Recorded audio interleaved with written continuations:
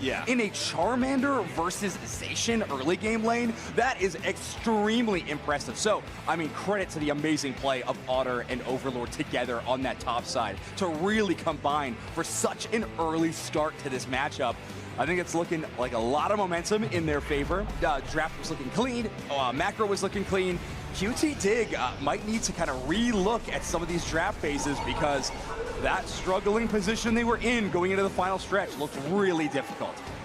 The thing for me, though, is that I don't feel like they necessarily had a bad draft or there was anything they couldn't answer. Like you said, really, truly, I think if we look at, I don't know, like every match that we've ever seen where it would be a Zacian versus a Charizard, right, or a Charmeleon at that point, it feels like the Charmeleon's going to get shut down from that early pressure. I'm not sure what else you could really do in a situation like that, maybe Buzzwole to be a little bit stronger up top, but altogether, it's still, I think, a matchup that you are kind of advantageous in, and across the board, I felt like most stuff was pretty well chosen. Yeah, I personally think that Inteleon's got to get swapped, but I guess we'll see what happens when we get into game number 2.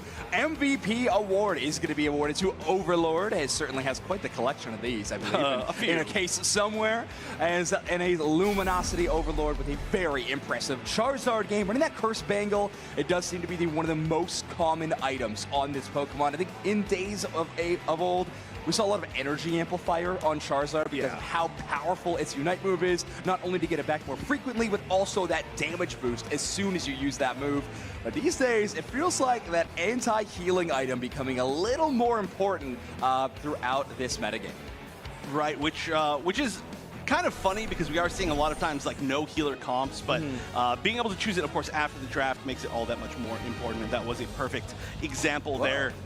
We saw, oh yeah, wow, interesting first ban on the side of Luminosity. Yeah, I believe they did this last game as well. So the history lesson done on QT Dig. I was curious if they were going to go after any specific member that QT Dig was able to pick up in their drafting phase, but this time just going to be sticking to same old, as QT Dig did pick the same side of the draft going into game number 2, and will be taking the Charizard away from Luminosity. All right, that's a pretty heavy commitment for a first pick, but the Ho-Oh being gone is going to mean that we are going to have some different drafts overall. We'll see what ends up getting picked second. Ooh, the Blaziken. Blaziken, I feel like, always goes under the radar. Always going to be one of the strongest Pokemon, one of the most impactful Pokemon. Yeah. But picking up pretty early, and definitely a strong pick that we've seen from Luminosity for years. It also is kind of giving me the impression that Luminosity Gaming is very okay playing into a potential Serena. At this point, you have such an incredible Serena player in Overlord, as well as having a chance to ban that Pokemon away. They still feel confident in their drafting phase. They are going to be leaving that one on the table. Overlord instead choosing Blaziken, Slash, and Trainer, returning to their picks from that game number 1 into Zoroark and Snorlax.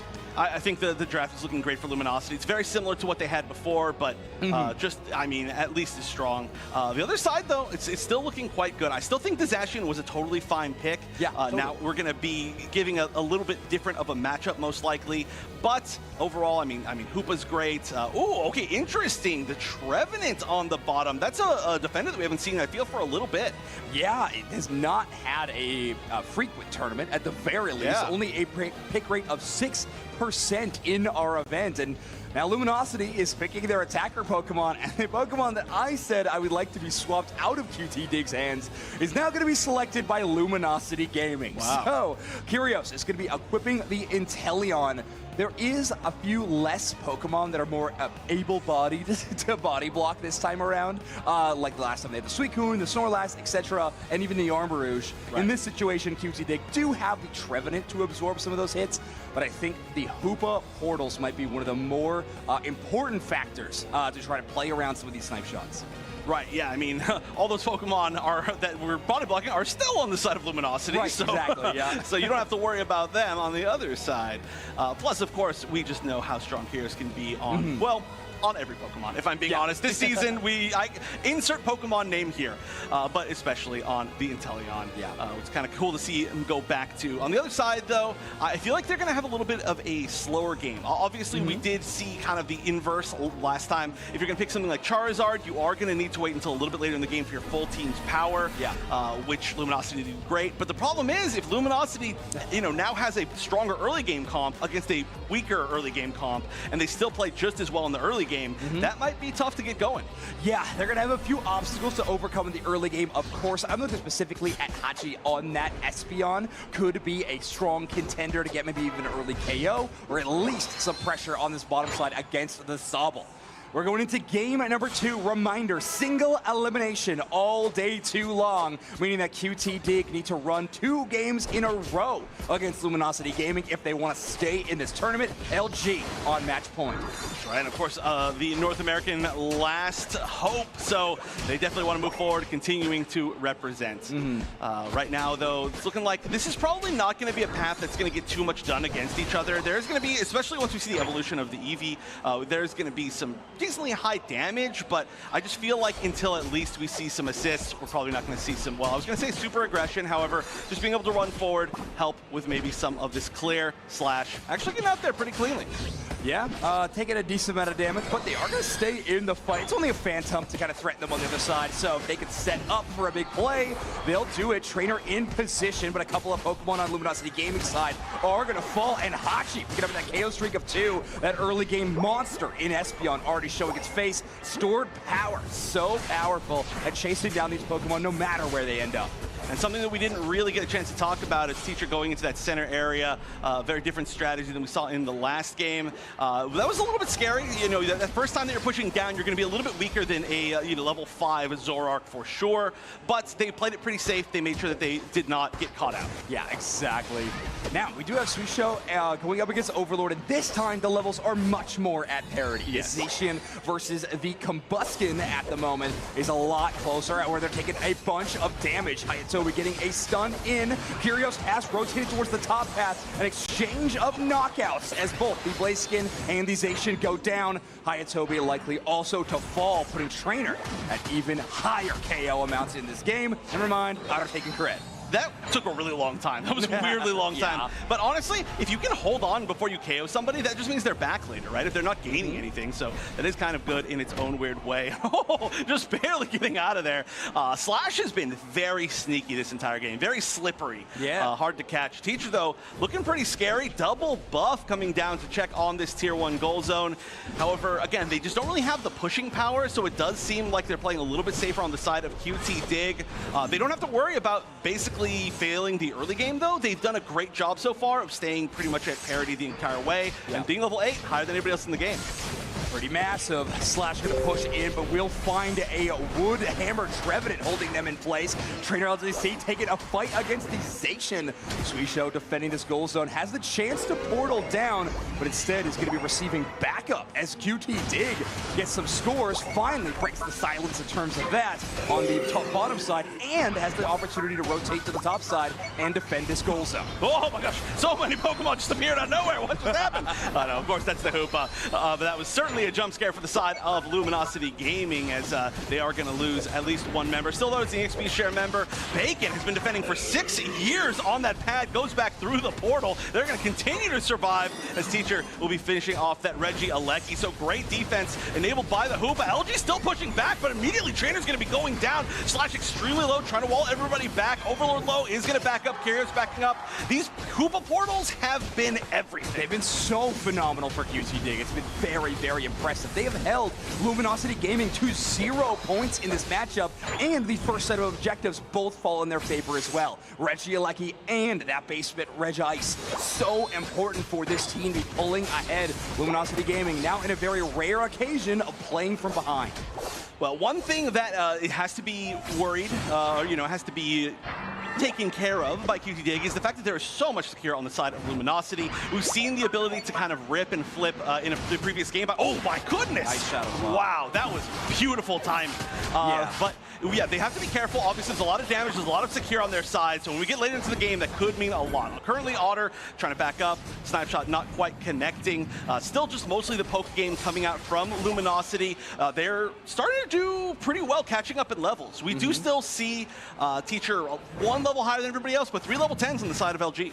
Yeah, they're doing all right in terms of levels and experience. I think they have the opportunity very soon to swing a team fight in their favor. They're starting to get some Unite moves online. But QT Dig already at that pace. Charizard Unite, Hoopa Unite, Trevin Unite, all of these phenomenal team fight opportunities for them to utilize. And Luminosity Gaming is going to have to be so careful and execute extremely well. Here's a Charizard Unite move already in a 1v1 as they found the Inteleon hiding in the tall grass. Curious out of this next fight. It's actually a huge KO for them, but they're going to be putting all the way into QT Dig's center area. It's going to be a win there in that fight for QT Dig for sure. A few points in, 30. That's not a small amount, but it's also the first time they scored. Yes, that's what I was going to say. Unfortunately, that's their first 30, as there's an attempt to get more points in up top. Bacon, once again, being this kind of bastion for the team of QT Dig, doing such an amazing job of surviving in all of these fights and really holding down this top path no matter what is happening. Yeah, looks like these two players on kind of Regieleki duty, a duo fight going on up there, but Suisho gets a ton of damage in. Slash takes so much, does have the Unite move to buy a little bit of time, is trying to get Overlord space for this overheat secure. It's pretty early, but all of that stored power damage landing into the Regirock kind of sets up Overlord perfectly, and Luminosity Gaming finally gets an objective in their favor.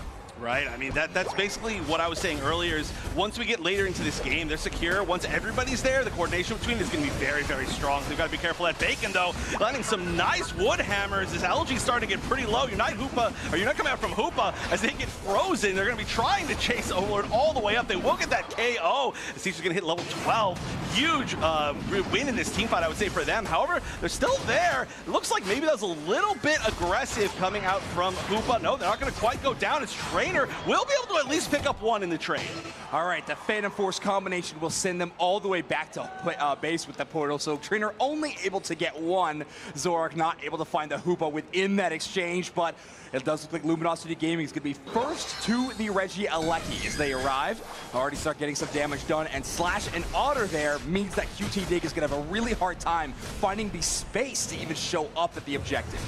Well, Teacher is creating the space, burning a hole through their wall, quite literally, as the Unite's coming out at the 3-minute mark. Wow, immediate burn down. That's huge. The Blaziken takes it. I believe that was Overlord's burn damage from the Blaziken that secured the Regieleki as Overlord's Blaziken was all the way on the bottom side of the path. And now Kyrios is turning this Rumpelstiltskin style into gold, as this will land into the goal zone. Is going to be primed for a very solid overdunk as 50 points scored from Overlord, and we're going to be watching the highlight reel of Blaziken's goal scoring animation. Accidentally picked up that 5. I know. Was scary. Yeah. Big mistake there. Terrible play from Overlord.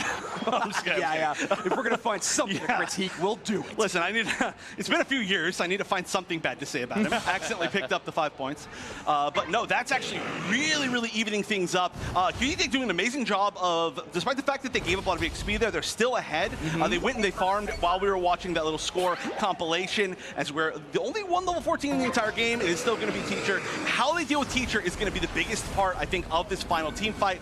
Kyrios, now is going to have the control of the poke. Oh my goodness, that was nearly a 1K. Oh my gosh, the entire backline is falling to water. That looks like it was a third hit as well.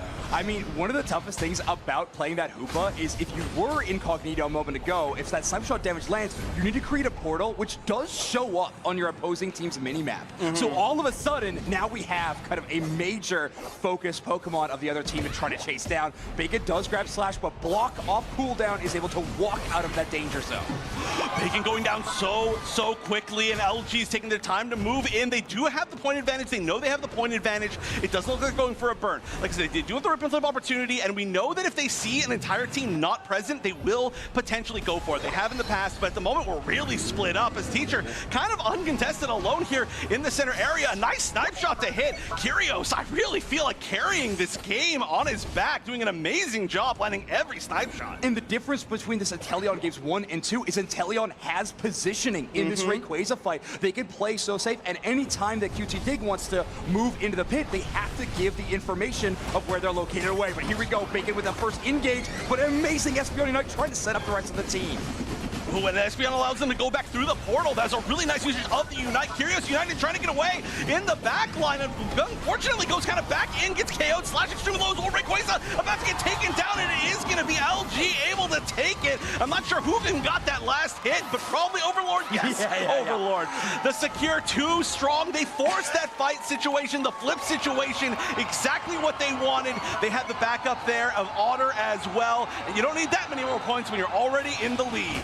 Oh, and that is why you draft a Pokemon like Blaziken, a Pokemon like Suicune. When things get risky, even if they find their way in, a Pokemon like Blaziken, piloted by Overlord, is going to have the unstoppable ability to get that secure North America hometown crowd popping off for an LG win. Hey, it's the last chance for North America, and that does confirm we have another region in our top 8. One more chance for us. I mean, still great stuff to QT Dig. They played extremely well, but that means we're down to one representative from Japan, one representative from North America, one representative from all of these regions. I mean, I'll list them all out, honestly, before we throw to break, because it's crazy, but amazing stuff from Luminosity. This is looking better than they played yesterday, in my opinion. So much so. I think they weren't pushed too hard in the drafting phase. I think they got a lot of the Pokemon they were looking for, felt very, very comfortable. But I think what looks so much better is just their incredible game plans around the Rayquaza battle. That final stretch in the 2 minutes looked so much cleaner than it did yesterday. I think that's where things kind of went wrong for them. On the other hand, it just today looked flawless. Very, very impressed with their gameplay. QT Dig will exit this tournament in a very impressive top 16 finish, making it out of groups no easy feat, especially out of the one in which they were in. Luminosity Gaming have earned a spot at minimum in top 8. All right, yeah. I mean, honestly, the biggest strength in my eyes of Luminosity is when they know what their win condition is, they are very good at playing to that exact win condition. Absolutely. They always think about it beforehand, and when they get to that spot where they're like, this is what we chose this comp for, let's do exactly that, it works out perfectly. And once again, I mean, I got to give huge shout outs. You can see a perfect KO snipe shot right there to Kyrios. Has been my favorite player maybe on the team for a while. Just able to really do his own thing no matter what. And back up the rest of the team in such amazing ways while being a damage dealer. It's very, very nice to see, and such a big reason why they won this huge fight. Oh, that last moment of the replay we just witnessed is one of my favorite parts of the defensive ability of Snorlax and Suicune together. You saw that Espeon Unite caught both of the Inteleon and the Blaziken midair.